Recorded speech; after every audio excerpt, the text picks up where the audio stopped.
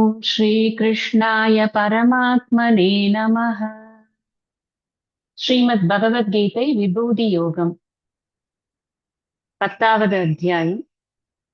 பகவான் தன்னை பற்றி அர்ஜுனனுக்கு சொல்லிக் கொண்டு வரக்கூடிய அத்தியாயங்களான 7, 8, 9க்கு அப்புறமா எந்தெந்த இடத்துலலாம் உன்னுடைய பெருமைகளை நான் தொடர்ந்து சிந்தித்து என்னுடைய மனதில் நிலைநிறுத்திக்க முடியும், அதை நீங்க எனக்கு சொல்லணும்னு அர்ஜுனன் வேண்டி விரும்பி கேட்டதுனால 20வது ஸ்லோகத்திலேருந்து நாம பார்த்து கொண்டிருக்கோம். விபூதியை எப்படி தரிசிக்கணும் அப்படிங்கிற விஷயத்த சொல்லி கொடுக்குறோம்.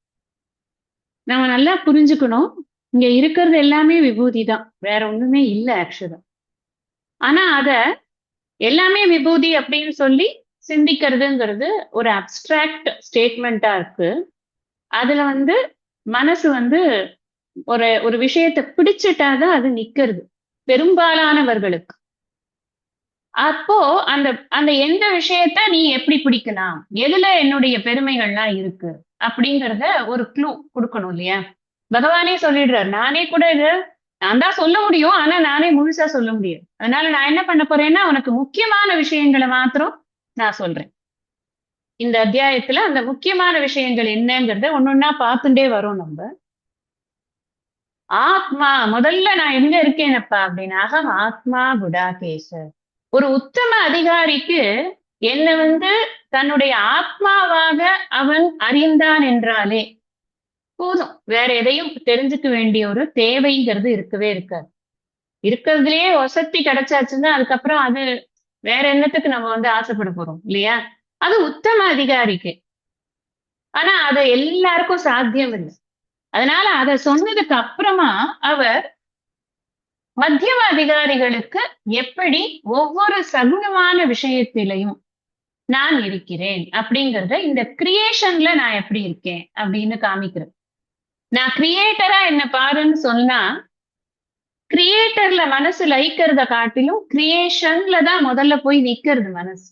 இந்த படைத்ததுலதான் மனசு நிக்கிறது. படைத்தவன்ல நிக்கிறத விட படைத்த விஷயங்கள்ல நிக்கிறது. அதனால அந்த விஷயங்கள் ஒன்னொன்னுத்துலயும் என்னத்துக்காக அப்படி பண்ணணும், ஒரு விஷயத்திலையும் ஏன் பண்ணணும்னா, அந்த விஷயங்கள் நம்மளுடைய புலன்களோட தொடர்பு கொள்ளும் பொழுதுதான் இந்த மனசுல ஆசை, பாசங்கள், பற்று இதெல்லாம் ஏற்படுறது இல்லையா? இப்ப இந்த விஷயம் அப்படிங்கிறது ரொம்ப முக்கியம். ஒவ்வொரு விஷயத்தையும் நான் எப்படி பாக்குறேங்கிறது ரொம்ப முக்கியம். அப்போ ஒன்னொன்னா எடுக்கிறார். ஆதித்யர்கள் அப்படிங்கிறதுல நான் விஷ்ணுவாக இருக்கிறேன். ஒளி பொருந்தியவற்றிலெல்லாம் அம்சுவான் நான் ரவிகி சூரியனாக இருக்கிறேன். காற்று நிர்வாகம் பண்ணக்கூடியவற்றுள் நான் மரீச்சி என்ற தேவகணமாக நான் இருக்கிறேன். சந்திரன் நட்சத்திரங்களில் நான் சந்திரனாக இருக்கிறேன். இரவில் ஒளி தரக்கூடியவற்றில் நான் சந்திரனாக இருக்கிறேன். வேதங்களில் சாமவேதமாக இருக்கிறேன். இந்திரனாக இருக்கிறேன். மனசாக இருக்கிறேன். சேத்தன தத்துவமாக இருக்கிறேன். இதனெல்லாம் நீங்க எழுதி வச்சிருக்கணும். நம்ம இது வரைக்கும் படிச்சதுதான் லிஸ்ட் போட்டு இருக்கேன். ருத்ரர்களில் சங்கரன் அப்படிங்கிற ருத்ரனாக இருக்கிறேன். குபேரனாக இருக்கிறேன். நிறைய பணம் காசு வச்சுக்கொண்டு நிர்வாகம் பண்றதுக்காக கொடுக்கப்பட்டிருக்கக்கூடிய யக்ஷ ரக்ஷசான குபேரனாக நான் இருக்கிறேன். அப்புறம் அக்னியாக இருக்கிறேன். சிகரங்களில் மேருவாக இருக்கிறேன். புரோகிதர்களில் நான் முக்கியமான புரோகிதராக இருக்கக்கூடிய முக்கியமான புரோகிதர் நான் சொன்னேன் போன கிளாஸ்லயே. முக்கியமான வீட்டுக்கு புரோகிதர்னா முக்கியமான புரோகிதர் தான். முக்கியமான வீடு யாருன்னா இந்திரனோட வீடு. இந்திரனுக்கு புரோகிதரா இருக்காரு அப்படிங்கிறதுனால அவருக்கு ஒரு முக்கியத்துவம் இருக்கு.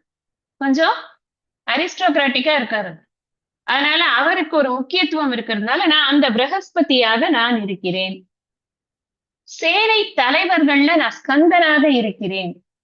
நான் சொன்னேன் ஏற்கனவே, ஸ்கந்த சப்தம் அப்படிங்கிறது துள்ளி கொண்டு ஓடுபவர் அப்படின்னு அர்த்தம். துள்ளி குதிக்கிறதுன்னு அர்த்தம் ஸ்கந்த அப்படின்னு சொன்ன.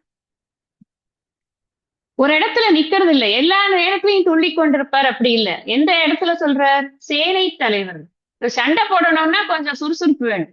நான் அப்படியே மத்து மாதிரி உட்காந்துருப்பேன், யாராவது வந்து என் வேலையில குத்திட்டு போங்க அப்படின்னு உட்கார்ந்துருப்பாங்க. அப்படி இருக்கலையா அவர்.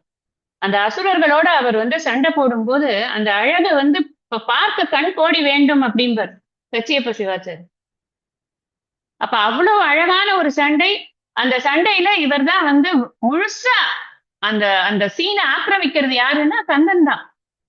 அப்படி இந்த வேல்மாறல் படிச்சாலே தெரியும் இந்த வேல் என்னென்ன வேலையெல்லாம் பண்ணிட்டு அப்படின்னு சொல்லிட்டு. அவ்வளவு துள்ளி ஓடி போய் இந்த அசுரர்களுடைய தலையை கொய்யறது, அவர்களுடைய சதையை பிடித்துக் கொண்டு இழுத்து வருது. அங்க அந்த அந்த அந்த வேல் வந்து எல்லா இடங்களுக்கும் போறதுன்னா வேல் உடையவன் போகாமையா இருப்பான். அந்த மாதிரி அவன் வந்து துள்ளி கொண்டிருக்கான். அந்த துள்ளி ஓடிக்கொண்டு இருக்கக்கூடிய அந்த எனர்ஜி யாருன்னா நான் தான். கந்தன் நான் சொல்லல. அந்த எனர்ஜி யாருன்னா நான் தான். அது என்னுடைய விபூதி. அது அந்த விபூதி அப்படி பரிமளிக்கிறது. அடுத்தது சொன்னார் சரசாமஸ்மி சாகரக. மிகப்பெரிய நீர்நிலைகள் அப்படின்னு எடுத்துட்டா நேச்சுரல் வாட்டர் ரிசோர்ஸ் எது அப்படின்னா அது ஓஷன் தான் நேச்சுரல் வாட்டர் ரிசோர்ஸ் இல்லையா? பெரிய கடல் பரப்பு. அந்த கடல் பரப்பு அப்படிங்கிறது நான் தான் அந்த கடலாக இருக்கிறேன். கடலாக இருக்கிறேன் அப்படின்னு சொன்னா அந்த கடல்ல இருக்கிற செல்வங்கள், கடல்ல இருக்கக்கூடிய அரிய பல விஷயங்கள் எல்லாமே இறைவனுடைய விபூதி அப்படிங்கிறத புரிஞ்சுக்கும். திரும்பவும் நான் சொல்லியிருக்கேன் ஏற்கனவே, அந்த பர்டிகுலர் பொருளுக்கோ அல்லது அந்த தேவதைக்கோ அல்லது அந்த யக்ஷ ரக்ஷசுக்கோ இல்ல பெருமை. இறைவன் அப்படி இருக்கிறார் அப்படி புரிஞ்சுக்கணும். நான் எப்படி சுவாமியை வந்து தியானம் பண்றது? நான் சுவாமியை வந்து நிறைய செல்வமாக நான் சுவாமிய செல்வ ரூபமாக நான் தியானம் பண்றேன். அதுக்கு ஒரு ரெப்ரசன்டேட்டிவ் குபேர். நான் குபேரனை தியானம் பண்ணல, சுவாமிய குபேரனா தியானம் பண்றேன். ரெண்டுத்துக்கும் நிறைய டிஃபரன்ஸ் இருக்கு. நான் ஒரு பரந்த இது கடல் பரப்பு அப்படிங்கறதாக சுவாமியை தியானம் பண்றேன். அப்ப என்ன அந்த பரந்த இது ஓஷன் அப்படின்னு சொல்லும் பொழுது அந்த விஷாலம் நம்மளுக்கு ஏற்படுறது. அதுல டெப்த் இருக்கு. அந்த டெப்த்தும் நமக்கு ஏற்படுறது. அந்த ஆழமும் அந்த அகலமும் அதுல இருக்கிற ரிச்னஸும். அந்த சாகரத்தை வர்ணிக்கிற போது சாஸ்திரத்துல ராமாயணத்துல எல்லாம் சாகரத்தை வர்ணிக்கிறச்சே அவ்வளவு ஜெம்ஸ் இருக்கு அதுக்குள்ள. அவ்வளவு பெரிய இதெல்லாம் இருக்கு, ட்ரெஷர்ஸ் எல்லாம் அதுக்குள்ள இருக்கு அப்படின்னு வர்ணிக்கப்படுறது. நமக்கு ரொம்ப தெரியாது. நம்ம என்ன பெருசா உள்ள போய் பார்த்துட்டோமா, நமக்கு அதோட எவ்வளவு ஆழம்னு கூட நமக்கு தெரியாது. அதெல்லாம் தியானம் பண்ண பண்ண மனசு இதெல்லாம் எதுக்குன்னா மைண்ட வந்து ஒரு இடத்துல உட்காத்தி வச்சு அந்த மைண்ட அப்சர்வ் பண்றதுக்கு தான். சக யஜ்ஞா பிரஜா சிருஷ்டுவா புரோவாச்ச பிரஜாபதின்னு சுவாமி அங்க சொன்னார் இல்லையா கிருஷ்ணர். ஃபர்ஸ்ட் அங்க சொல்லும் பொழுது அதுக்கு என்ன அர்த்தம் பார்த்தோம் நம்ம. படைக்கும் பொழுதே இந்த யஜ்யங்களை எல்லாம் கொடுத்து படைத்து விட்டான்ங்கிறதுக்கு அர்த்தம் பார்க்கும் பொழுது இந்த இயற்கையை கொடுத்தான். இந்த இயற்கை இறைவன். இறைவனை தியானம் செய்வது என்பது இயற்கையோடு இணைந்து இருப்பது அப்படின்னு பார்த்தோமா இல்லையா? அத ஒவ்வொரு இடத்துலயும் எப்படி எப்படி இருக்கு அப்படின்னு சொல்லி கொண்டு வருகிறார். அடுத்தது இன்னைக்கு நம்ம 25வது ஸ்லோகம் படிக்கணும்.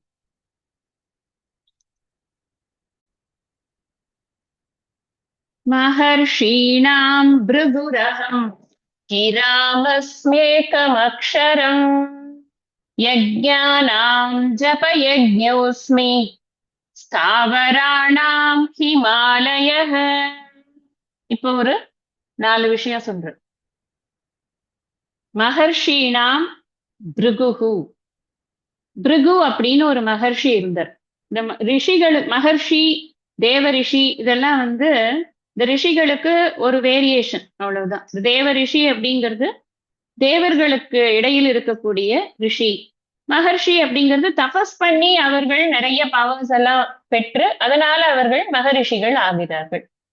இந்த மகரிஷிகளும் தபஸ் பண்ணி நிறைய பவர்ஸ் எல்லாம் பெற்றவர்கள் இருக்காங்கல்ல, அவர்கள்ல நான் வந்து பிருகுவாக இருக்கிறேன். பிருகு என்ன அப்படி ஸ்பெஷல் அப்படின்னு கேட்டா, புராணங்கள்ல நிறைய இடங்கள்ல இந்த பிருகு முனிவரை பற்றி வருகிறது. சிலது வந்து அவர் கோபத்தினால சிலதை செஞ்சது மாதிரியும், சிலது அறியாமையினால செஞ்சது மாதிரியும், அப்படி நிறைய கதைகள் எல்லாம் வருது. பொதுவா அவருக்கு வந்து தன்னுடைய ஞானத்தின் மேல ரொம்ப பெரிய ஒரு இது உண்டு, கான்பிடன்ஸ். தான் வந்து யார வேணாலும் சோதிக்கலாம் அப்படின்னு ஒரு எண்ணமும் அவருக்கு இருந்தது. அதனால அவர் என்ன பண்ணார் அப்படின்னா, மும்மூர்த்திகளையே நம்ம சோதிக்கலாம், அவங்களுக்கு பொறுமை இருக்கா இல்லையா பார்ப்போம் அப்படின்னு ஒவ்வொருத்தர்கிட்டயும் போய் அவங்கள வந்து ப்ரொவோக் பண்ணி விடுறது. எதனா பேசி அவங்களுக்கு வந்து கோபம் வருதா அப்படின்னு பாக்குறது. இப்படி வந்து ஒவ்வொருத்தர்கிட்டயும் ஒரு ஒரு விதமாக அவர் தன்னுடைய எக்ஸாமினேஷனை பண்ணி கொண்டிருந்தார். மகாவிஷ்ணு கிட்ட வரச்சே அவர் மார்பிளை எட்டி உதைச்சார், அவருக்கு கோபம் வர்றதுக்கு. அங்க மார்பிளை யார் இருக்கான்னா தாயார். சோ இது மாதிரி வேலையெல்லாம் அவர் பண்ணியிருக்காரு அப்படிங்கிறதுனால இந்த எக்ஸாமினேஷன் கெப்பாசிட்டிக்கு அவரை சொல்றது. நான் தான் அந்த எக்ஸாமினரா இருக்கேன். எல்லா இதுலயும் இந்த பிருகு கிட்ட என்ன ஒரு கான்பிடன்ஸ் இருந்ததோ, தன்னுடைய ஞானத்துல என்ன கான்பிடன்ஸ் இருந்ததோ, அந்த கான்பிடன்ஸ் எக்ஸாமின் பண்றதுக்கான ஒரு மற்றவர்களை சோதிப்பதற்கான ஒரு எண்ணத்தை கொடுக்கிறது. அதனால அந்த பிருகு வந்து கொஞ்சம் எல்லாரை விட கொஞ்சம் பெருசா சொல்லப்படுறது, அவ்வளவுதான். இவர் பெருசு அவர் பெருசுங்கிறது இல்ல, சுவாமி அதை எடுத்துருக்கு. நான் அந்த பிருகுவாக இருக்கிறேன். சோ யார் வந்து ரொம்ப ஞானத்துல ஸ்திரமா இருக்காங்க அல்லது இந்த எக்ஸாமின் பண்ணக்கூடிய கெப்பாசிட்டியில இருக்காங்க, அப்ப நான் அதுவா இருக்கேன். அந்த எக்ஸாமினிங் கெப்பாசிட்டி நானா தான் இருக்கேன். அந்த அவருக்கு எதனால அந்த ஒரு இது வந்தது, மற்றவர்களை எல்லாம் சோதிக்க முடியுங்கிறது வந்தது, அந்த விபூதி இருக்கிறதுனால தான். பகவானுடைய விபூதியினால அவர் தன்னுடைய ஞானத்தை தனக்கு இருக்கக்கூடிய ஞானம் இவர்களுக்கெல்லாம் இருக்கிறதா அப்படின்னு சோதிச்சு பாக்குற அளவுக்கு அவர் தன்னை பெரிய ஆளா நினைக்கிறார். சோ அந்த ஒரு கெப்பாசிட்டிங்கிறது எது அப்படின்னா அது என்னுடைய விபூதி தான் அப்படின்னு அர்த்தம். அதனால அது விபூதி இருக்கிறதுனால எல்லாரும் போய் இன்னொருத்தரை எல்லாம் சோதிக்கணும் அப்படின்னு அர்த்தம் இல்லை. ஒரு எக்ஸாம்பிள் கொடுக்கிறார், இந்த மாதிரி அவர் இருக்கார் அப்படின்னு சொல்லிட்டு. பொதுவாவே பிருகு மகரிஷிய வந்து ரொம்ப வசதியாக அவருடைய ஞானத்திற்காக சொல்லப்படுறது. அதனாலதான் அவரை கோட் பண்றார். நிறைய அந்த கதைகள்ல ஒரு ஒரு கதை ஒரு ஒரு விஷயத்த சொல்லும். நாம பொதுவா ஒரு ஒரு கேரக்டர் எடுத்துட்டோம்னா அதுல இருக்கிற உயர்ந்த விஷயம் எதுவோ அது இறைவன் அப்படிங்கிறத ஸ்டிக் ஆன் பண்ணிட்டே வரணும். சரியா? அடுத்து கீ அப்படின்னு சொன்னா வாக்குன்னு அர்த்தம். வாக்கு அப்படிங்கிறது இந்த இடத்துல என்னன்னா சொற்கள் அப்படின்னு. இந்த சொற்கள்ல நான் எதுவா இருக்கேன்? நான் நினைக்கிறேன் இதுக்கு பதவுரை பொழிப்புரை சொல்லாமையே சொல்லிட்டு இருக்கேன்னு நினைக்கிறேன். அதை சொல்லிடுறேன் ஃபர்ஸ்ட். மகர்ஷினாம் மகரிஷிகளுள் அகம் நான் பிருகு பிருகுவாகவும் கிராம் சொற்களில் ஏகம் அக்ஷரம் ஓர் அக்ஷரமான ஓங்காரமாகவும் அஸ்மி இருக்கிறேன். யஜ்ஞானாம் யஜ்ஞங்களுள் ஜப யஜ்ஞக ஜப யஜ்ஞமாகவும் ஸ்தாவராணாம் அசையாதவற்றுள் ஹிமாலயக இமயமலையாகவும் அஸ்மி இருக்கிறேன். மகர்ஷிகளுள் நான் பிருகுவாகவும் சொற்களில் ஓர் அக்ஷரமான ஓங்காரமாகவும் இருக்கிறேன். யஜ்ஞங்களுள் ஜப யஜ்ஞமாகவும் அசையாதவற்றுள் இமயமலையாகவும் இருக்கிறேன். இதான் இதுக்கு பதவுரை பொழிப்புரை. பிருகுவை பத்தி சொன்னேன். அடுத்தது இந்த கிராம். கிராம்னு சொன்னா என்ன சொன்னேன்? சொற்கள்னு சொன்னேன். கீனாலே வாக்குன்னு அர்த்தம். இந்த இடத்துல கிராம் அப்படின்னா சொற்கள் அப்படின்னு அர்த்தம். அந்த சொற்கள்ல நான் ஒரே ஒரு அக்ஷரமாக இருக்கக்கூடிய ஓங்காரமாக இருக்கிறேன். அது என்ன அவ்வளவு ஸ்பெஷல் ஓங்காரத்துக்கு? இப்ப ஒரு சொல் அப்படின்னு சொன்னா ஒன்றுக்கு மேற்பட்ட எழுத்துகள் இருந்தா அதை சொல் அப்படின்னு சொல்றோம். ஒரே ஒரு ஒரு அக்ஷரமாக இருக்கு, அதுதான் அதுக்கு வந்து ஒரு பொருள் இருக்கு அப்படின்னு சொன்னா அதுக்கு அது மாதிரி நிறைய இருக்கு. இப்ப தீ அப்படின்னு சொன்னா ஒரே அக்ஷரம் தான். அந்த ஒரே அக்ஷரத்துக்கு பொருள் இருக்கான்னா இருக்கு. தீனா நெருப்பு இல்லையா? தமிழ்ல சொல்றோம். சோ இந்த ஓங்காரத்துல அக்ஷர இது வந்து ஒன்னா இருந்தா கூட, ஒரே ஒரு ஒரு சொல்லாக இருந்தால் கூட அதுல உள்ள இருக்கக்கூடிய எழுத்துக்கள் என்னன்னா ஆ உ ம, இந்த மூணும் சேர்ந்துதான் ஓம் அப்படிங்கிற அந்த சொல்லானது உருவாருது. நான் அதுவாக இருக்கிறேன்னு சொல்லும்போது அதுக்கு ஏதோ ஒரு ஸ்பெஷாலிட்டி இருந்தா தானே அதுவாக இருக்க முடியும். இந்த ஓங்கார விசாரம் தான் மாண்டூக்கிய உபனிஷத் ஃபுல்லா. இந்த ஓங்கார ரூபமாக பிரம்மத்தை காட்டுவதுதான் மாண்டூக்கிய உபனிஷதோட கிரக்ஸ்.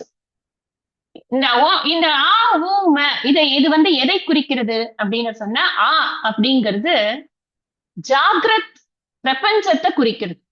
இந்த விழிப்பு நிலையில் இருக்கக்கூடிய உலகம் அதை குறிக்கிறது. ஊ அப்படிங்கிறது ஸ்வப்ன பிரபஞ்சத்தை குறிக்கிறது. இந்த கனவு நிலையில் இருக்கக்கூடிய உலகத்தை குறிக்கிறது. இம் அப்படிங்கிறது சுஷுப்தி பிரபஞ்சத்தை குறிக்கிறது. உறக்க நிலையில் இருக்கக்கூடிய பிரபஞ்சத்தை குறிக்கிறது.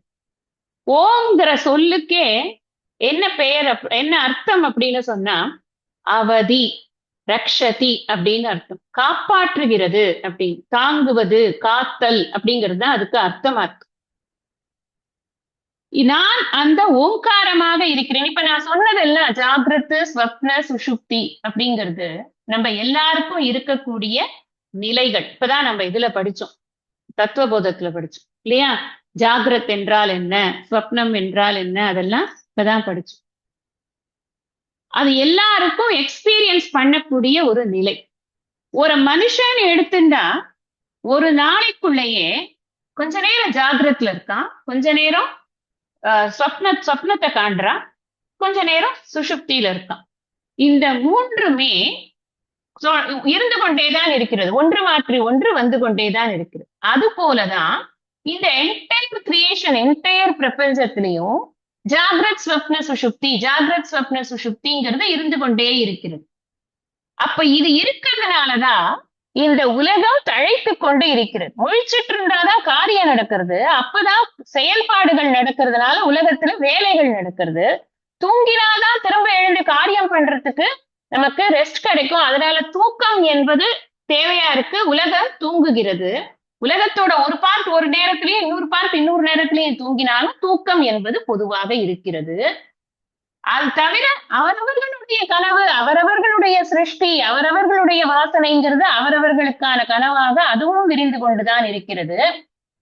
அப்படிங்கிறதுனால இது எல்லாம் இது எல்லாம் இருக்கிறதுனால இது காக்கப்படுகிறது. இந்த பிரபஞ்சம் காக்கப்படுகிறது. அதனாலதான் ஓம்ங்கிறது இந்த எல்லாத்தையும் குறிக்கக்கூடியதுதான் இந்த ஓம் என்ற சொல். இந்த ஓம்ங்கிறது ரொம்ப முக்கியமான சொல்லாக இருக்கு. இது பலவிதமான அதிர்வுகளை கொடுக்கக்கூடிய சொல். சன்னியாசிகளுக்கு அதுதான் மந்திரமே, எப்பவுமே ஓம் அப்படிங்கிறது. நமக்கெல்லாம் கிரகஸ்தர்களுக்கு அதை அவ்வளவு அவர்கள் சொல்லக்கூடிய அளவுக்கு அந்த மாத்திரை கணக்குல நாம சொல்ல மாட்டோம். நம்ம எல்லா மந்திரத்திலையும் முன்னாடி ஓம் சேர்த்துக்கிறோம். அந்த மாத்திரை அளவு கம்மியா இருக்கும். ஆனா இந்த ஓம் இல்லாத எந்த மந்திரமும் நம்ம சொல்றது கிடையாது. அப்ப இதெல்லாம் இறைவன் இந்த ஓங்காரமாக இருக்கிறார்னா என்ன அர்த்தம்? இறைவன் ஓங்காரம் எப்படி அனைத்தையும் காத்து கொண்டிருக்கிறதோ அதுபோல இறைவனுடைய விபூதியினால் இந்த ஓங்காரத்துக்கு இந்த மகிமையானது ஏற்பட்டிருக்கிறது அப்படிங்கிறத புரிஞ்சு. ஓங்காரத்தை தியானம் பண்ணும்போது இறைவனுடைய விபூதி தான் ஓங்காரமாக இருக்கிறது அப்படின்னு தியானம் பண்றோம். அடுத்தது என்ன சொல்ற? யஜ்ஞானாம் ஜப யஜ்ஞோஸ்மி. நமக்கு யஜ்யம், தானம், தபம் இது மூணையும் ஒரு நாளும் விடக்கூடாது அப்படின்னு பகவான் 18வது அத்தியாயத்துல சம்மரியில விரிவா சொல்லுவாரு.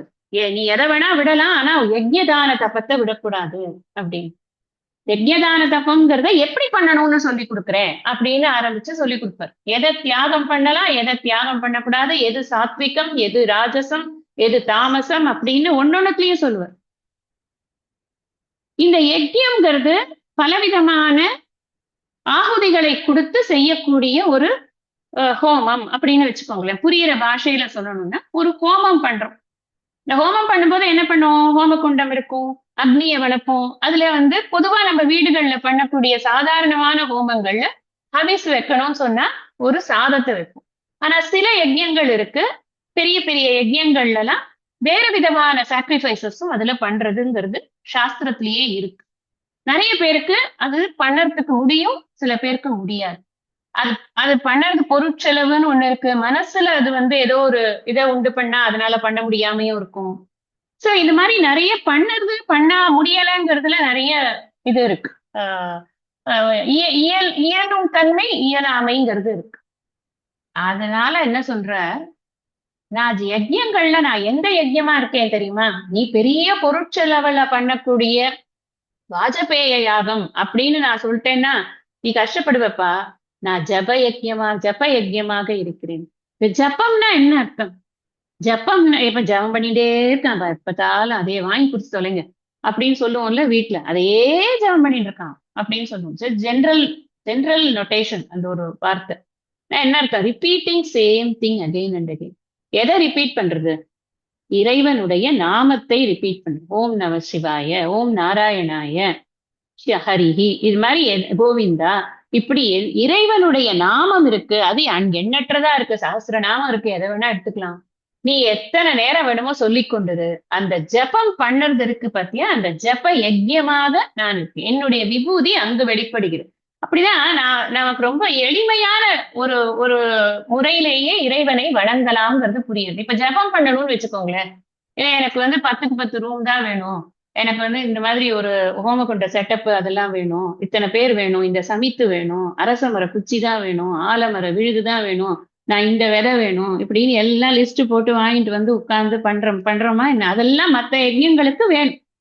யஜ்ய சாமான்கள்னே ஒரு பெரிய லிஸ்ட் இருக்கு. ஆனா இது என்ன லிஸ்ட்? இது எதுக்கு என்ன வேணும்? ஒண்ணும் வேணாம். உட்காரு ஒரு இடத்துல. மனசை பக்குவப்படுத்து. சொல்லிண்டே இரு. நாமா சொல்லிண்டே இரு. வேற ஒண்ணும் பண்ண வேண்டாம். ராம ராம ராம ராம ராம ராமன்னு வாய் அழுக்காம சொல்லிண்டே இரு. அந்த அந்த சொல்ற திறமை இருக்கு இல்லையா, அதுதான் நான். அந்த ஜப யஜ்யம் பண்ணத்துக்கான ஒரு இது இருக்கே, அந்த குளோரி, அந்த ஜபத்துக்கான குளோரி எதுன்னா நான் கொடுக்குறேன். அந்த ஜபத்துக்கான குளோரி அது இறைவனுடைய விபூதி தான் அந்த ஜப யஜ்யமாக இருக்கிறது. ஜப யஜ்யம்னு சொல்லும் போதே நம்ம புரிஞ்சுக்கணும், இது ரொம்ப எளிமையான யஜ்யத்தை பகவான் அதை சொல்லியிருக்க. ஏன்னா எல்லாரும் ஃபாலோ பண்ணணும் இல்லையா? சும்மா நான் யாரோ ஒருத்தர் பணக்காரன் மட்டும்தான் ஃபாலோ பண்ண முடியுங்கிறத சொல்லிட்டு போகல. இந்த ஜெபம் பண்ணுறதுங்கிறது இட்ஸ் அ காமன் திங். அது எல்லாரும் பண்ண முடியுங்கிறதுனால அங்கேயே நான் இருக்கேன் அப்படின்னு சொல்றேன். சோ எல்லாருக்கும் ஒரு மோட்டிவேஷன். நான் ஜெபம் பண்ணாலே இறைவனை நான் வந்து நினைச்சதாகத்தானே ஆகும். அதனால நான் ஜெபம் பண்றேன். என்கிட்ட பணம் காசு இல்லை. பெருசா நான் எடுத்து வச்சு கும்பாபிஷேகம் எல்லாம் பண்ண முடியாது. ஒரு இது கூட அபிஷேகத்துக்கு கூட என்னால கட்ட முடியாது. பரவாயில்ல, நான் வந்து ஜெபம் பண்றேன். உட்கார்ந்து வீட்டுல இந்த எனக்கு இறைவன் சித்த சுத்தியை கொடுக்கணும் ஜெபம் பண்றேன். இது என்ன யார் கையை பிடிச்சு தடுக்க போறா? எங்க வேணா பண்ணலாம். பிளைட்ல கூட பண்ணலாம். கீழே தரையில உட்காந்துட்டு பண்ணலாம். வண்டியில போயிட்டு இருக்கிறதே கூட பண்ணலாம். இதுக்கு என்ன பெரிய இது? ஒண்ணுமே கிடையாது. அதுவும் ராமநாமத்துக்கு எதுவுமே இது கிடையாது. எப்ப வேணா பண்ணி கொண்டிருக்கலாம் தான் சொல்லியிருக்கு. அதனால ஜபம் இது எளிமையாக, அது எளிமை என்ன பண்றது? அதுன்னா சித்த சுத்தியை கொடுக்குது. ஜபம் நமக்கு என்ன கொடுக்கிறதுனா, மனசுல வேற விகாரங்களே, வேற எண்ணங்களுக்கே மனசு போகாம புடிச்சு வச்சுக்கிறது. அந்த நம்ம ஆரம்பத்துல கண்டபடி ஓடும். நம்ம சொல்லும் போது ராமான்னு சொல்லிட்டு இருப்போம். ரோட்ல இருக்கிறதெல்லாம் பார்த்துட்டு இருப்போம். நேத்திக்கு நடந்ததெல்லாம் மனசுல வரும். ஆனா கொஞ்சம் கொஞ்சமா பழக பழக ராமரே வில்லம்போட நிப்பர். அது நிச்சயம் நடக்கும். ஆனா அது வரைக்கும் பொறுமையா இருக்கும். இல்ல நான் பண்ணி பார்த்தேன். அதெல்லாம் ஆனா அவர் வர மாதிரி தெரியல. எனக்கு என்னவோ வந்து நிறைய கரடி, அந்த இது நீலன், அந்த வானரர்கள் அவாதான் வர மாதிரி இருக்கு. பரவாயில்லையா அப்படின்னு. சரி பரவாயில்ல பண்ணு. அதோட கூட ராமர் போறாரான்னு பார்ப்போமே. அந்த சேதுல ராமர் போவார். அப்பவாவது அதையாவது பாருங்க. அப்படின்னாவது பண்ணி கொண்டு இருக்க வேண்டும். அப்படிதான் ஜபத்தை பண்ணணும் அப்படின்னு நம்ம தெரிஞ்சுக்கணும். அடுத்தது சொல்ற ஸ்தாவராணாம் ஹிமாலயக. ஸ்தாவரம் அப்படின்னு சொன்னா அசையாதவற்றுள், எங்கேயும் அசையாது, போகாது, வராது, ஒரு இடத்துலயே நிக்கிறது எதுன்னா மலைகள். இந்த மலைகள்ல நான் எதுவா இருக்கேன்னா ஹிமாலயக. ஹிமாலயகம்னா ஹிமன பனின்னு அர்த்தம். ஆலயம்னா இருப்பிடம்னு அர்த்தம். பனியின் இருப்பிடம். அதனால அதுக்கு பேரு ஹிமாலயக. இந்த ஹிமாலயத்துல தான் வந்து கைலாச பர்வதம் இருக்கு. அங்கதான் வந்து சிவபெருமான் இருக்கார், பார்வதி தேவியோட இருக்கார். நம்ம என்ன பண்ணணும்? ஹிமாலயத்தை நான் வந்து தியானம் பண்றேன் அப்படின்னு ஹிமாலயத்தை தியானம் பண்ணும்போது நம்மளுடைய தியானத்துக்குள்ள இதெல்லாம் வருமே, இந்த தாட் எல்லாம் வரும் இல்லையா? அங்கதான் வந்து சிவபெருமான் இருக்கார். அங்க வந்து அங்க நம்ம பரிக்கிரமா போயிருந்தோம்னா கைலாஷ்க்கு, அந்த பரிக்கிரமா போனதெல்லாம் ஞாபகம் வரும். அங்க போய் அங்க அந்த பெருமானை பார்க்கும் பொழுது நமக்கு அந்த பொன்னார் வேணியனை பார்க்கும் பொழுது எப்படி வந்து உடம்பெல்லாம் நமக்கு வந்து புல்லரிச்சுது அப்படிங்கறதெல்லாம் நமக்கு ஞாபகம் வரும். கொஞ்ச நேரம் நம்ம உலகத்தை மறக்கலாமே. அதுதான் இதோட முக்கியமான இந்த குளோரி ஆஃப் ஈஸ்வரா. எதுக்குன்னா இந்த உலகத்தோட குளோரி எல்லாம் பார்க்காத ஈஸ்வரனோட குளோரிய பாரு அப்படின்னு சொல்லறதுக்காக அதான் ஹிமாலயக. அதுல நான் இமயமலையாக நான் இருக்கிறேன் அப்படிங்கிறது. அடுத்தது ஏதோ கனெக்ஷன்ஸ்ன்னு நம்ம பார்க்க முடியாது. முன்னாடியே சொன்னேன், இதுக்கும் அதுக்கும் கனெக்ஷன், இதுக்கும் அதுக்கு கனெக்ஷன் அப்படி இல்லை. தொடர்ந்து ஒண்ணுல இருந்து ஒண்ணு சொல்லிட்டே இருக்கார். அப்படின்னா என்ன புரிஞ்சுக்கணும்னா எல்லாத்துலயும் இருக்காருங்கிறத தான். நீங்க நாட் கனெக்டட் நினைச்சா கூட every thing is connected with ஈஸ்வரா. அதுதான் நமக்கு இங்க மெசேஜ். அப்படின்னு அடுத்தது அஸ்வத்த சர்வ விருக்ஷாணாம் தேவர்ஷீணாம் ச நாரதः கந்தர்வாணாம் சித்ரரதः சித்தானாம் கபிலோ முனிஹி.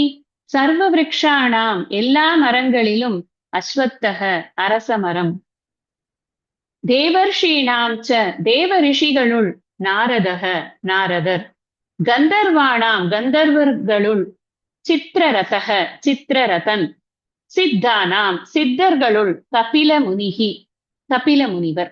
எல்லா மரங்களிலும் அரசமரம், தேவர்களுக்குள் நாரதர், கந்தர்வர்களுக்குள் சித்திரரதன், சித்தர்களுக்குள் கபில முனிவர். அவ்வளவுதான். இதுல ஒரு 4 சொல்லியாச்சு. அஸ்வத்த விருட்சத்துக்கு சாஸ்திரத்துல ரொம்ப இது உண்டு, முக்கியத்துவம் உண்டு. ஏன்னா சயின்டிபிக்காவும் இந்த அஸ்வத்த விருட்சத்துல இருந்து நிறைய பெனிஃபிட்ஸ் நமக்கு. அஸ்வத்த அப்படின்னா அரச மரம்னு. இந்த அரச மரத்துக்கு நிறைய சயின்டிபிக்காவும் பெனிஃபிட்ஸ் இருக்கு. சும்மா ஏதோ பொழுது போகாம அதுக்கு அடியில் ஒரு பிள்ளையார வச்சுட்டு சுத்துங்க அப்படின்னு தான் சொல்லல. அதுல நிறைய பெனிஃபிட்ஸ் இருக்கிறதுனால அரச மரத்தடி பிள்ளையார வச்சுட்டு நம்ம சுத்துறோம். அதுவும் எஸ்பெஷலி இந்த அமாவாசையும் திங்கட்கிழமையும் சேரும் போது அமா சோமவார பிரதட்சிணம் அப்படிங்கறதெல்லாம் ரொம்ப ரொம்ப எஃபெக்டிவான ஒரு அந்த கிரக நிலைகள் எல்லாம் கரெக்டா இருக்கிற சமயத்துல நாம அந்த பிரதட்சிணம் பண்ணும்போது அஸ்வத்த விருட்சத்திலேருந்து வரக்கூடிய காற்றானது நம்முடைய உடம்புல சில மாற்றங்களை ஏற்படுத்தி நமக்கு தேவையான விஷயங்களை பண்றது அப்படின்னு சாஸ்திரம் சொல்றது. அதனால அது அஸ்வத்தம் அதாவது வியாபகாரிகமா பார்க்கும்போது கூட அதுக்கு ரொம்ப பலன் இருக்கு அப்படின்னு. சாஸ்திரத்துல அஸ்வத்த விருட்சத்துலதான் 3 தேவர்களும் இருக்கிறார்கள், மும்மூர்த்திகளும் அங்கதான் இருக்கிறார்கள் அப்படின்னு சொல்லப்படுது. மூலத்தோ பிரம்ம ரூபாய, மூலத்துல எது இருக்கு? அஸ்வத்தம் அந்த அரச மரத்தினுடைய அடிப்பகுதி யாரு அப்படின்னா அது பிரம்மாஜி, பிரம்ம ரூபாய. மத்தியத்தோ விஷ்ணு ரூபாய, மத்தியில இருக்கக்கூடிய அந்த ட்ரங்க் இருக்கே அது விஷ்ணு ரூபமாக இருக்கு. அக்ரதக சிவரூபாய, மேல இருக்கக்கூடிய அந்த கிளையும் கொப்புமாக அது விரிந்து இருக்கே, அந்த விரிந்து இருக்கக்கூடிய இடம் சிவரூபம் அப்படின்னு சொல்றது. விருக்ஷ ராஜாய தே நமக அப்படின்னு ஒரு ஸ்லோகம் இருக்கு. இந்த ஸ்லோகத்தை சொல்லிக்கொண்டே இந்த அஸ்வத்த விருட்சத்தை சுத்தி வந்தோம் அப்படின்னு சொன்னா இந்த அஸ்வத்த விருட்சத்தினுடைய பெருமையை நாமளும் உணர்ந்து சுத்துறோம் அப்படின்னு ஆகும். ஏதோ நேற்று சீரியல் பாத்தீங்களா? நான் அந்த சீரியல் பார்க்கவே இல்லையே. ஓ அப்படியா, அதுல வேற ஒண்ணு நடந்ததே, அது வந்ததா அப்படின்னு கேட்டுட்டே சுத்துறதுக்கு பதிலா நான் இதெல்லாம் சொல்லிண்டே சுத்தினேன்னா என் மனசுக்கும் சித்த சுத்தி கிடைக்கும் அப்படிங்கறதுனால இந்த மாதிரி ஸ்லோகங்களோட அதை சுத்துறது. பொதுவா அரசு, ஆல், அத்தி இந்த 3 மரம் ரொம்ப விசேஷம். சாஸ்திரத்துல இந்த 3 மரத்துக்கு ரொம்ப ரொம்ப இம்பார்ட்டன்ஸ் கொடுத்துருக்கு. விஷ்ணு சஹஸ்ரநாமத்திலயும் வரும். நியக்ரோதக அப்படின்னு வரும். நியக்ரோதகன்னா ஆலமரம்னு அர்த்தம். ஔதும்பரம் அப்படின்னா அத்தி மரம்னு அர்த்தம். இந்த அஸ்வத்தக அப்படின்னா அரச மரம்னு அர்த்தம். இதுல இன்னொரு விசேஷம் என்ன அப்படின்னு சொன்னா, நீரை கிரகிச்சு வச்சுக்கிறதுல இது ரொம்ப இதுக்கு நிறைய கெப்பாசிட்டி இருக்கு. ரொம்ப ட்ரை பீரியட்ல கூட இதனுடைய வேர் இந்த நீரை கிரகிச்சு வச்சுக்கிறதுக்கான ஒரு இது இருக்கு. புத்தருக்கு ஞானம் வந்தது அப்படின்னு சொல்லக்கூடியது இந்த அரச மரத்தடியில தான். அதனால அதுக்கு பேர் போதி மரம் அப்படின்னு வச்சாச்சு. போத அப்படின்னா ஞானம் தானே, அதனால போதி மரம் அப்படின்னு. வேற ஏதோ ஒரு ட்ரீ போல இருக்கு அப்படின்னு இல்லை. அதனால அஸ்வத்த மரத்துக்கு ஏகப்பட்ட விசேஷணங்கள்லாம் நிறைய இருந்து கொண்டிருக்கு. இறைவனுக்கு ஒரு பெயரே இருக்கு, அஸ்வத்த நாராயணன் அப்படின்னே ஒரு பேரே இருக்கு. யார வீட்லயாவது இருக்கா அந்த பேருன்னு தெரியல, எனக்கு தெரிஞ்சு நிறைய பேருக்கு இருக்கு அந்த பேர். ஸோ இதெல்லாம் அஸ்வத்த அப்படின்னு அந்த ட்ரீல ட்ரீஸ்ல நான் அஸ்வத்தவா இருக்கேன், அஸ்வத்த ட்ரீயா இருக்கேன் அப்படிங்கிறது. நான் அரச மரமாக இருக்கிறேன் அப்படின்னு. அப்ப ரொம்ப முக்கியத்துவம் வாய்ந்த, சாஸ்திர ரீதியாகவும் சரி உலகியல் ரீதியாகவும் சரி ரொம்ப முக்கியத்துவம் வாய்ந்த அரச மரத்தை சொன்னால் அந்த மற்ற எல்லா மரங்களிலும் கூட அவர்தான் இருக்கிறார் அப்படிங்கிறத நாம புரிஞ்சுக்கணும். உயர்ந்ததை சொன்னால் அனைத்திலும் இருக்கிறார், மிக எளிமையானதை சொன்னால் மிக கடினமானதிலும் இருக்கிறார்னு புரிஞ்சுக்கோங்க. ஏன்னா இப்போ ஜபம் சொன்னேன், ஜபம் எளிமையானதுன்னு சொன்னேன். இப்ப வாஜபேயி யாகத்துல இல்லையா, பண்ண வேண்டாமா, என்கிட்ட பணம் இருக்கானா பண்ண மாட்டேன் அப்படி இல்லை. ஜபத்திலேயே இருக்காங்கிற போது ஏன் வாஜபேயி யாகத்துல இருக்க மாட்டார், ஏன் ராஜசூய யாகத்துல இருக்க மாட்டார், எல்லாத்துலயும் இருக்கு. எளிமையை சொல்லும் பொழுது கடினத்திலும் இருக்கிறார்னு புரிஞ்சுக்கணும். மிக பெரியவற்றில் சொல்லும் பொழுது மிக எளியவற்றில் இருக்கிறார்னு புரிஞ்சுக்கணும். நம்ம அது ஃபுல்லா அந்த குளோரிய பாக்குறதுக்கு தெரிஞ்சுக்கணும். நம்ம அடுத்தது சொல்ற தேவர்ஷீனாஞ்ச நாரதக. தேவர்ஷி அப்படின்னா நமக்கு தெரியும், தேவ ரிஷிகள் அப்படிங்கிறதுக்குள்ள ரொம்ப முக்கியமான ரிஷி யாரு அப்படின்னு சொன்னா நாரதர். ரிஷினாலே என்ன அர்த்தம்னா மந்திர திரஷ்டாரக அப்படின்னு அர்த்தம். அதாவது மந்திரங்களை கண்டறிந்தவர்கள். அவர்கள் தபஸ் பண்ணும் பொழுது மந்திரங்களை கண்டறிந்தவர்கள் அப்படின்னு.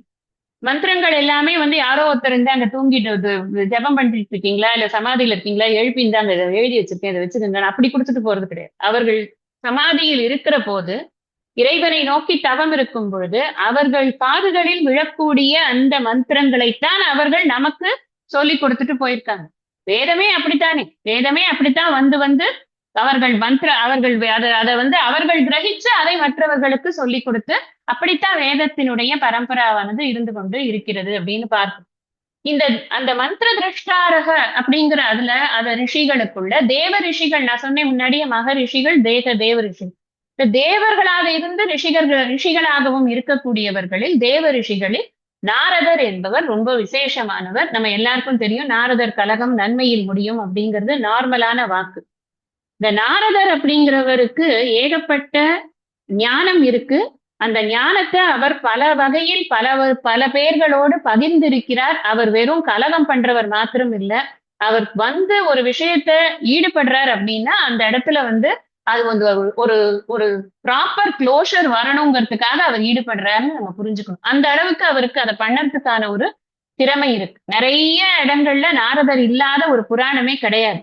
அப்படி இருக்கக்கூடிய அப்ப அந்த திறமைங்கிறது இருக்கேன், எல்லாருக்கும் அறிவையும் புகட்டி தானும் அறிவுள்ளவராக இருந்து அதே சமயத்தில் அகங்காரம் இல்லாமல் எப்பொழுதும் நாராயண ஸ்மிருதியிலேயே இருக்கக்கூடியதான அந்த நாரதருடைய வினயம் இருக்கே, அங்க நான் தான் அது அப்படின்னு புரிஞ்சுக்கணும் நம்ம. அடுத்தது கந்தர்வானாம் சித்திரரதக.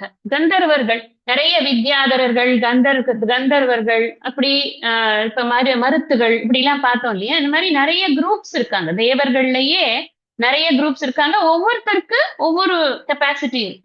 இந்த கந்தர்வர்களுக்கு நல்லா பாடுறது, ஆடுறது, வீணை வாசிக்கிறது, துந்துபிகள் வாசிக்கிறது, இந்த மாதிரி நிறைய இதெல்லாம் என்ன சொல்றது, சாஃப்ட் ஸ்கில்ஸ் எல்லாம் நிறைய உண்டு.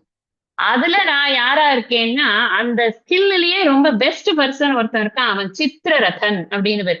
அவனாக நான் இருக்கிறேன். அப்ப பெஸ்ட்ல இருக்கான்னா எல்லாத்துலயும் இருக்க அப்படின்னு அந்த சித்திரரதனாக நான் இருக்கிறேன். சித்தானாம் கபிலோ முனிகி. கபில முனி அப்படிங்கிறவர் இந்த சித்தானாம்னு சொல்லும் போது யார் சித்தியை பெற்றவர்கள் அப்படின்னு சொன்னா, பிறக்கும் பொழுதே யார் ஒருத்தருக்கு தர்ம ஞான வைராக்கிய ஐஸ்வர்யங்கள் இதெல்லாம் இருக்கோ அவர்களைத்தான் சித்தர்கள் அப்படின்னு சொல்றோம். சித்தர்கள்னா அடைந்தவர்கள். இதெல்லாம் அடையறதுக்காக தானே வாழ்க்கையில பல போராட்டம் இருக்கு. தர்ம ஞானம் அடையணும், அப்புறம் ஆத்ம ஞானம் அடையணும், இப்படி ஒன்னொன்னா அடையறதுக்காகத்தான் நாம பல போராட்டங்கள் வாழ்க்கை எல்லாம் எண்டோடு ஏற்கனவே இருக்கு, அப்படியே பிறக்கிறது. அப்படி பிறந்தவர் தான் இந்த கபில முனி அப்படிங்கிறது. அப்படி பிறந்த பாகவதத்துல அவர் தேவகூதிக்கு மகனாக பிறக்கிறார். பகவான் தான் அந்த கபில முனியாக பிறக்கிறார். அது ஒரு அவதாரமாக சொல்லப்படுறது. தேவகூதிக்கு கபில முனி பண்ணின உபதேசங்கள், அந்த உபதேசத்தினால தேவகூதியும் ஆத்ம ஞானம் பெற்றாள். நமக்கும் அந்த இடத்துல நிறைய ஆத்ம ஞான விஷயங்களாக பாகவதத்துல வரும். சோ அது எப்படி தெரியும், பிறக்கும் போதே அந்த ஒரு கெப்பாசிட்டியோட பிறந்துட்டாரு. அந்த மாதிரி இருக்கக்கூடிய சித்தர்களில் நான் கபில முனியாக இருக்கிறேன் அப்படிங்கிறத சொல்றேன். கபில முனி இங்கேயும் வருவார். பின்னாடி கங்காவதரணம் பண்ணும் பொழுது அந்த சகலர்களை எல்லாம் எரிச்சது யாருன்னா அது கபில முனி தான். அவர் இதுல பாதாள லோகத்துல அவர் ஜபம் தியானம் பண்ணி கொண்டிருக்கும் பொழுது அவர்கள் எல்லாம் இந்த தியானத்தை டிஸ்டர்ப் பண்ணாருங்க அப்படின்னு சொல்லி அவர்களை அவர்கள் அந்த குதிரை வந்தது, அவர்கள் அனுப்பி வச்ச குதிரை வந்தது அப்படின்னு சொல்லிட்டு அதை தேடிக்கொண்டு வந்தவர்கள் அத்தனை பேரையும் அவர் இது பண்ணிட்டு எரிச்சுட்டு. அதனால அங்கேயும் கபில முனிய பத்தின ஒரு மென்ஷன் ஆனது இருக்கும். கங்காவதரணம் அப்படிங்கிற இடத்துலயும் இருக்கும். அதை பத்தி பார்க்கலாம் நம்ம. ஜானவி அப்படிங்கறது பார்க்கும்போது கூட அதை பார்க்கலாம். அடுத்தது உச்சை ஸ்ரவசமஸ்வானாம் வித்தி மாமமிருதோத்பவம் ஐராவதம் கஜேந்திராணாம் நராணாஞ்ச நராதிபம். அஸ்வானாம் குதிரைகளுள் அமிர்த உத்பவம் அமிர்தத்தில் உண்டான உச்சைஹி ஸ்ரவசம் உச்சை ஸ்ரவசாகவும் கஜேந்திராணாம் சிறந்த யானைகளுள் ஐராவதமாகவும், நராணாம் ச மனிதர்களுள் நராதிபம் அரசனாகவும், மாம் என்னை வித்தி அறிந்து கொள். குதிரைகளுள் அமிர்தத்தில் உண்டான உச்சைஸ்ரவசாகவும், சிறந்த யானைகளுள் ஐராவதமாகவும், மனிதர்களுள் அரசனாகவும் என்னை அறிந்து கொள் அப்படிங்கிற இந்த பார்க்கடலை கடைந்து நிறைய அதுல இருந்து ஔஷதிகள் எல்லாம் வந்தது அப்படிங்கிறது ஒரு புராண கதை இருக்கு. துர்வாச முனிவர் இந்திரனுக்கு ஒரு மாலையை கொடுத்து, அந்த இந்திரன் அந்த மாலையை ஐராவதத்துக்கிட்ட கொடுத்து, அது காலில் போட்டு நசுக்கி, அதுக்கப்புறம் நீ எப்படி இந்த மாதிரி பண்ணுவ, உங்களுக்கு எல்லாருக்கும் பலம் எல்லாம் போயிடட்டும் அப்படின்னு சொல்லி, அதுக்கப்புறம் அவர்களுக்கெல்லாம் பலங்கள்லாம் போய் அசுரர்கள் எல்லாம் அவர்களோட பயங்கரமா சண்டையெல்லாம் போட்டு, கடைசியில இதுக்கு என்னதான் முடிவு அப்படின்னு முடிவு பார்க்கடலை கடைஞ்சாக்க அதுல இருந்து நிறைய ஔஷதிகள்லாம் வரும், அதுல அமிர்தம் வரும். அந்த அமிர்தத்தை நீங்க எல்லாம் ஸ்வீகரிச்சேன்னா அதுக்கப்புறம் உங்களுக்கு மரணம்ங்கிறதே இருக்காது, அது மரணம் இல்லா தன்மையை கொடுக்கும்னு சொன்னதுனால மகாவிஷ்ணு பார்க்கடலை வச்சு மந்திரமலையை மத்தாகவும் வாசுகியை கயிறாகவும் வச்சு பார்க்கடலை நன்றாக கடைய ஒரு விஷயமா உள்ளேந்து வெளியில வருது அப்படிங்கிறது கதை. இந்த ஒரு விஷயமா வருது இல்லையா, அதுதான் அமிர்த உத்பவம் அப்படிங்கறத, அமிர்தத்தில் உண்டான அப்படிங்கிறது. இந்த அமிர்த மதனத்தின் போது கடையும் பொழுது ஒன்னொன்னா வெளியில வருது. அதுல வெளியில வந்ததுலதான் இந்த உச்சைஸ்ரவஸ் அப்படிங்கிற அந்த குதிரையானது வந்தது.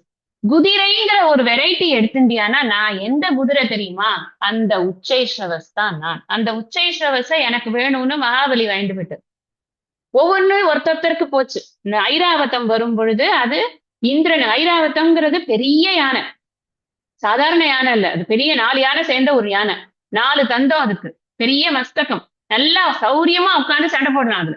அந்த மாதிரியான ஒரு யானை வந்தது. அந்த யானைய இந்த இந்திரன் எடுத்துக்கொண்டார் அப்படிங்கிறது இருக்கு. ஏற்கனவே இந்திரன் ஐராவதத்துல இருக்கும் பொழுதுதானே இந்த மாலையை கொடுத்தார், அப்புறம் அது கீழே போட்டது. இந்த கதையோட கண்டினியூட்டி எல்லாம் கேட்காதீங்க, அது அப்படி இப்படிதான் இருக்கும். ஒரு இதுல ஒரு விதமாக சொல்லப்பட்டிருக்கு. இங்க விஷயம் என்னங்கிறத மாத்திரம் நம்ம புரிஞ்சுக்கிறோம். அமிர்த உற்பவத்திலிருந்து வந்த உச்சைஸ்ரவசாக நான் இருக்கிறேன், ஒண்ணு.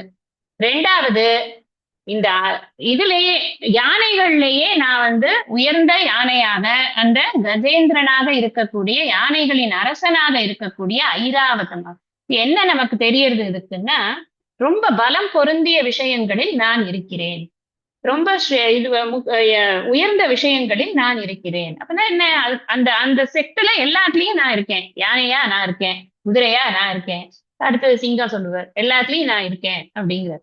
சரி, இந்த இப்ப 2 இது சொல்லியாச்சு, மிருகம் சொல்லியாச்சு. அடுத்தது என்ன, இதுல நராணாம்ச நராதிபம். சரி, மனிதர்கள்ல நான் யாரா இருக்கேன், கடைக்கோடிய தொழில நான் இருக்கேன்னு சொல்ல மாட்டேன். ஏன், he is not representing the group. ஒரு குரூப்பை யார் ரெப்ரசென்ட் பண்றா, மனிதர்கள் அப்படிங்கறச்ச யார் ரெப்ரசென்ட் பண்றா, லீடர் தான் ரெப்ரசென்ட் பண்ணுவார். லீடர் யாரு, லீடர் தான் ராஜா. அந்த ராஜாவாக நான் தான் இருக்கிறேன். அதனாலதான் raja is equal to Mahavishnu in our culture. நம்மளோட இதுல ராஜாவுக்கும் பகவானுக்கும் வித்தியாசம் கிடையாது. ஏன்னா ராஜா, அதனாலதான் அதெல்லாம் இருந்ததுனாலதான் ராஜா சொன்னதை கேட்கணும் அப்படிங்கறதுலாம் இருந்தது. ராஜாவும் சொன்னதை கேட்கிற அளவுக்கு நடந்துக்கணும், தானும் தன்னுடைய இதுவும் ஃபாலோ பண்ணணும், தர்மத்தை ஃபாலோ பண்ணணும். தர்மமா இருக்கிற ராஜா சொல்றத எல்லா பிரஜைகளும் கேட்பார்கள் அப்படிங்கிறது இந்த சாஸ்திரத்துல வச்சிருக்கு. அதனால நான் ராஜாவாக நான் இருக்கிறேன், மன்னன் இஸ் ஈக்குவல் டு மகாவிஷ்ணு, அப்படிதான் இங்க போற்றப்படுகிறது. அதுவாக நான் இருக்கேன். நம்ம என்ன புரிஞ்சுக்கணும்னா, ரெப்ரசன்டேட்டிவ் யாரோ அங்க நான் இருக்கேன். அப்ப அந்த லீடர்ஷிப் குவாலிட்டிங்கிறது நான், என்னோட குளோரி அது. அவன் ராஜாவா இருக்கிறது ஒண்ணு அவனோட பெருமை இல்லை, அந்த குளோரி என்னோடது. நான் தான் அந்த லீடர்ஷிப் குவாலிட்டியா இருக்கேன். அங்க அந்த லீடர்ஷிப் குவாலிட்டி இருக்கிறதுனால அவன் ராஜாவா இருக்கான், அவ்வளவுதான். இந்த ராஜாவாக நான் இருக்கிறேன்னு சொன்னா எல்லா ராஜாவும் அப்படின்னு இல்லை, இந்த ராஜத்தன்மை அது நான் அப்படின்னு புரிஞ்சு. நராணாஞ்ச நராதிபம் அப்படிங்கிறது. அடுத்தது, ஆயுதானாமகம் வஜ்ரம் धेनूनामस्मि कामधुक् प्रजनश्चास्मि कन्दर्पः सर्पाणामस्मि वासुकिः ஆயுதானாம் ஆயுதங்களுள் அகம் நான் வஜ்ரம் வஜ்ராயுதமாக இருக்கிறேன். தேனு நான் பசுக்களுள் காமதுக்கு காமதேனுவாக அஸ்மி இருக்கிறேன். பிரஜனக பிறப்பிக்கின்ற கந்தர்ப்பக காமதேவனாக அஸ்மி இருக்கிறேன். சர்ப்பானாம் சர்ப்பங்களுள் அதாவது ஊர்ந்து போகக்கூடியவற்றுள் வாசுகியாக அஸ்மி இருக்கிறேன். இப்போ ஒரு 4 விஷயம். ஆயுதங்களுள் நான் வஜ்ராயுதம், பசுக்களுள் காமதேனு ஆக இருக்கிறேன், பிறப்பிக்கின்ற காமதேவனாக இருக்கிறேன், சர்ப்பங்களுள் வாசுகியாக இருக்கிறேன். 4 விஷயம் சொல்றேன்.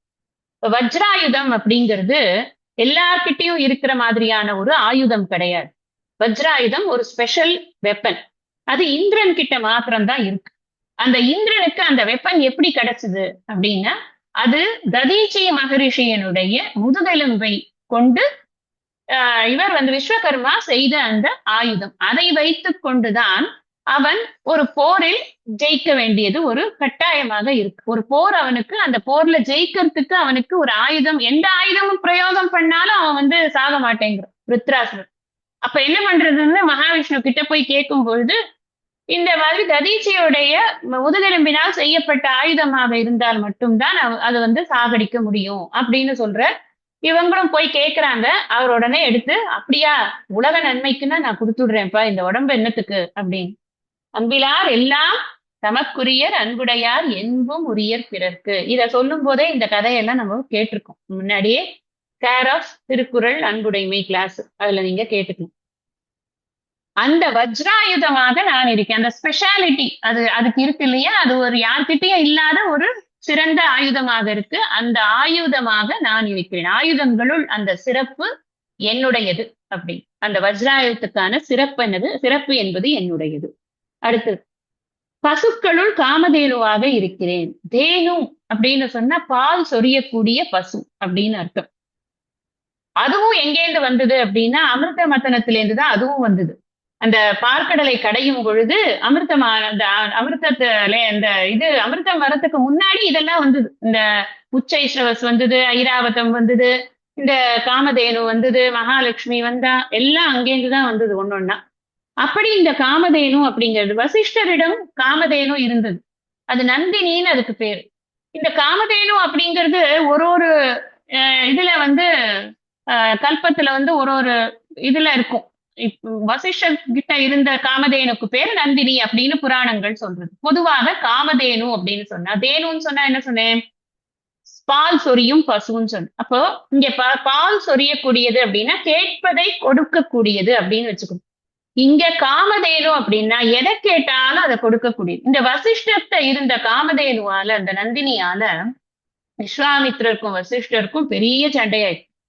அவருக்கு அவர் இந்த காமதேனுவை என்கிட்ட கொடு அப்படின்னு ஆரம்பிச்சு, கொடுக்கவே முடியாதுன்னு சொல்லி, நீ பிரம்ம ரிஷி ஆகு ஃபர்ஸ்ட், அப்புறம் பாத்துக்கலாம், நீ இப்ப ராஜ ரிஷி தான் அப்படின்னு அவர் சொல்லி, அதுக்கப்புறம் அவர் எத்தனை சண்டை போட்டும் ஒன்னும் நடக்காம அப்புறம் போய் அவர் தபஸ் பண்ணி பிரம்ம ரிஷி ஆனார். அவர் சொல்லுவார் இதுல ராமாயணத்துல, என்ன பெரிய பலம், ராஜ பலம், சத்திரிய பலம், திக், அது ஒண்ணும் பலமே கிடையாது, இந்த தபஸ் பண்ற பிரம்ம பலம் தான் பெரிய பலம் அப்படின்னு சொல்லிட்டு போயிடுவார்.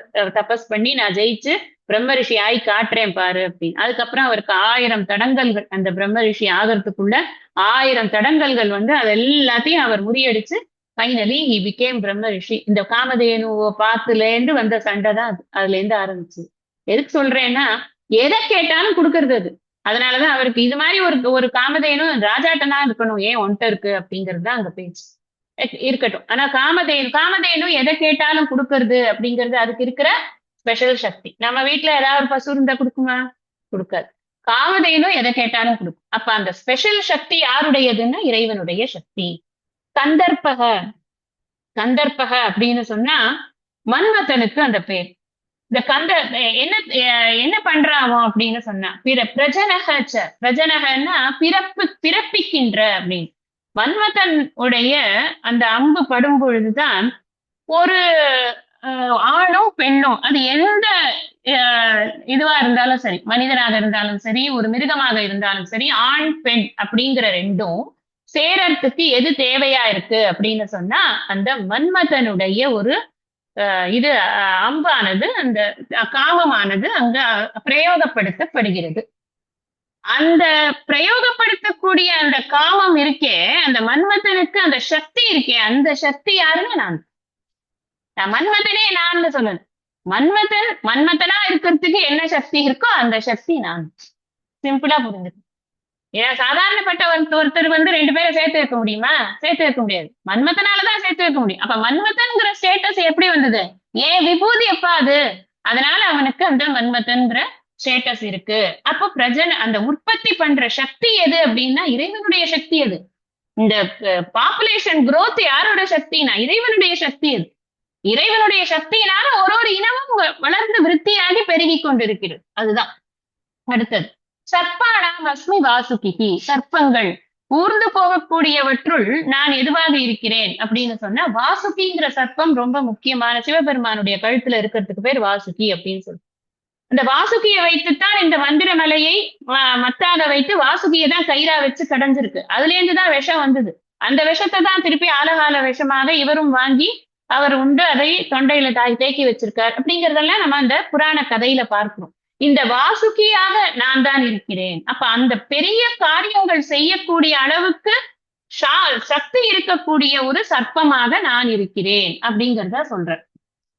அடுத்தது மேற்கொண்டு இருக்கக்கூடியதெல்லாம் நம்ம அவருடைய விபூதி எல்லாம் என்னென்ன அப்படிங்கறத தொடர்ந்து இருக்கக்கூடிய அடுத்தடுத்த ஸ்லோகங்கள் மூலமாக அடுத்த வகுப்புகள்ல தெரிஞ்சுக்கலாம். இன்னைக்கு இந்த அளவுல நான் இந்த வகுப்பை நிறைவு செய்கிறேன். ஐயனே எனதுள்ளே நின்று அனந்த ஜென்மங்களாண்ட மெய்யனே உபதேசிக்க வெளிவந்த குருவே போற்றி, உய்யவே முக்தி நல்கும் உதவிக்கோர் உதவினாயேன், செய்யுமாறு ஒன்றும் காணேன் திருவடி போற்றி போற்றி. நிறைவு பிரார்த்தனை. ஹரி ஓம் ஸ்ரீ குருப்யோ நமக. நிறைவு பிரார்த்தனை.